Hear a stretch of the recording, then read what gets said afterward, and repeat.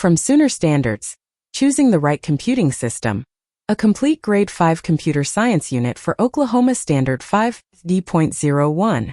Students learn to choose the most efficient computing system for a task and explain my choice, remembering that different users have different technology needs.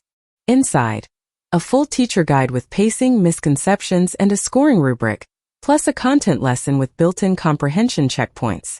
This unit includes a standard mastery rubric for teachers and parents, a visual computing systems comparison chart, a CS Careers connection, and an AI connection, all built to the Oklahoma HQIM rubric.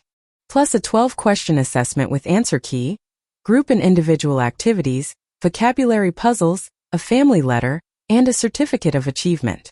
That's 3 to 4 days of no prep, HQIM-aligned instruction across 35 ready-to-print pages. Find it at Sooner Standards on Teachers Pay Teachers,